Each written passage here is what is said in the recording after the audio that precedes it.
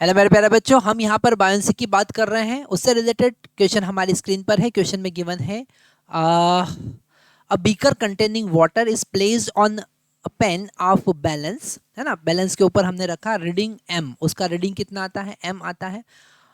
A lump of sugar of mass m and volume v is now suspended by the thread. ठीक है, एक bag हमने लिया, उस बैग के अंदर हमने शुगर फिल किया और उसको उस कंटेनर के अंदर हमने एक आइसोलेटेड सपोर्ट से लटका दिया। जैसे है ना, यहाँ पर वाटर फील्ड है, ये वाटर फील्ड है। ठीक है, और हमने इसको वेइंग मशीन पे रखा हुआ, ये हमारा वेइंग मशीन है। ठीक है, ये वेइंग मशीन है। और अभी हम देख रहे हैं तो स्टार्टिंग में इनिशियली जो रीडिंग है, ठीक है, इनिशियली अगर हम रीडिंग की बात करें तो रीडिंग है m।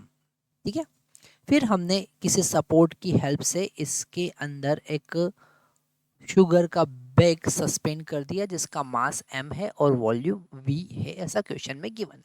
ठीक है, आगे देखते हैं। Such a way that it completely immerse in water without touching the beaker and without any overflow water. बाहर पानी निकल भी नहीं रहा है और ये बैग उसके बॉटम को टच भी नहीं कर रहा। How the reading will change as time pass on.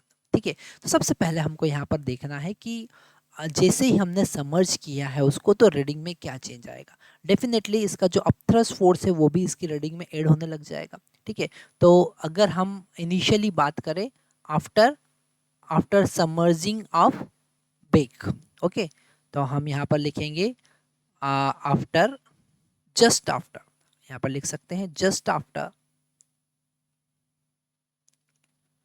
After submerge.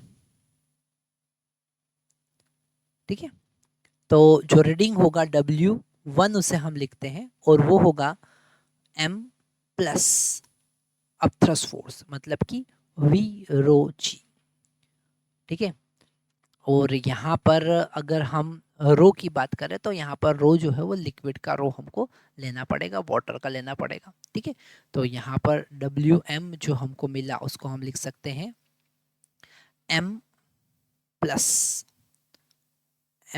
यहाँ पर डेफिनेटली v की अगर हम बात करें, वॉल्यूम अगर फाइंड करें, वैसे तो वॉल्यूम गिवन है पर अगर हमको वॉल्यूम फाइंड करना है तो हम लिख सकते हैं, हम यहाँ पर लिख सकते हैं mass of sugar divided by density of sugar. ठीक है, तो डेंसिटी ऑफ शुगर हम सिग्मा कंसिडर करते हैं, सो दिस सिग्मा मान लेते हैं डेंसिटी ऑफ शुगर सिग्मा है। तो वॉल्यूम को हम लिख सकते हैं mass of sugar divided by sigma of sugar into rho into g. ठीक है, और जी यहाँ पर हम कॉमन ले सकते हैं, तो जी हमने कॉमन ले लिया, तो जी यहाँ पर हमने कॉमन ले लिया, तो ये हमारा रीडिंग है। ठीक है, पर अगर हम बात करें फाइनल रीडिंग की, फाइनल रीडिंग की अगर हम बात करें, ध्यान से समझना, बस ये दो रीडिंग से ही पूरा कंक्लूजन हम निकाल लेंगे। फाइनल रीडिंग की बात करें जिसको हमने WT लिखा, तो वहाँ पर पूरा शुगर जो है वो उसमें डिजोल्व हो गया। पूरा शुगर अगर डिजोल्व हो गया है तो वहाँ पर अपथ्रस्ट फोर्स की अब हम बात नहीं करेंगे, अब हम टोटल वेट की बात करेंगे। तो होगा m प्लस m इंटू जी, ये टोटल है। अब हमको पता है कि सिग्मा जो है वो डेंसिटी से ज़्यादा है, वाटर के डेंसिटी से ज़्यादा है। अगर हम शुगर की बात करें, शुगर की बात करें तो शुगर का डेंसिटी वाटर के डेंसिटी से ज़्यादा है। ठीक है, density of sugar is greater than density of water, मतलब ये सिग्मा का वैल्यू ज़्यादा है रो के कंपैरिजन में, मतलब W1 का वैल्यू जो है वो W2 से कम है।